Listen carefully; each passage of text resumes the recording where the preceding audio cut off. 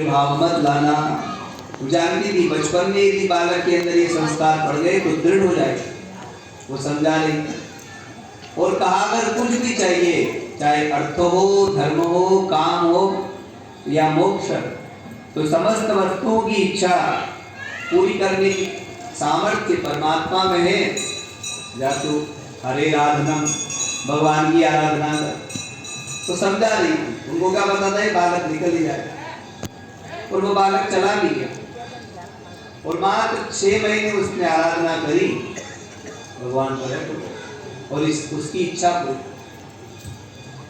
तो ये जो 4 प्रकार के पुरुषार्थ है ना, धर्म, अर्थ, काम और मोक्ष,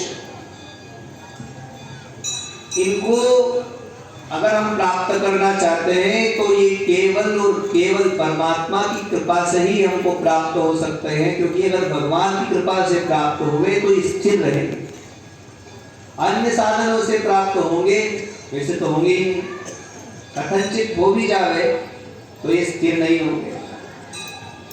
और परमात्मा की कृपा से यदि प्राप्त हुआ तो ये कभी भी आपके पास से समाप्त होने वाला नहीं है।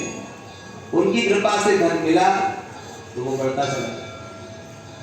उनकी कृपा से यदि आपकी इच्छाएं पूरी हो गई तो फिर संतोष मिलेगा। और यदि उनकी कृपा रही, धर्ममय जीवन हुआ, तो निश्चित है मोक्षत्व कैवल्य पद की प्राप्ति होगी। तो चाहे हम अर्थ की इच्छा से, कामना की इच्छा से, कामना की पूर्ति की इच्छा से हमारा जीवन धर्ममय हो और परमात्मा स्वरूप का बोध हमको हो, उसके लिए भी अगर आश्रय हमको लेना हो तो भगवान का ही लेना चाहिए।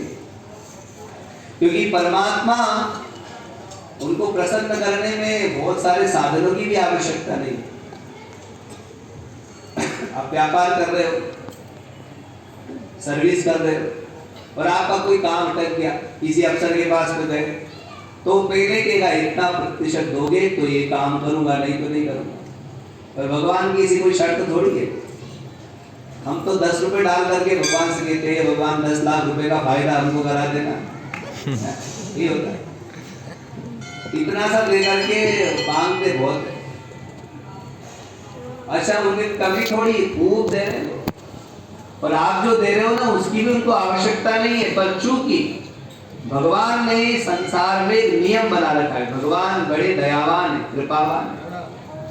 पर जब हम देखते हैं संसार में, तो संसार में हमको दोनों प्रकार के लोग दिखते हैं, सुखी भी और दुखी भी।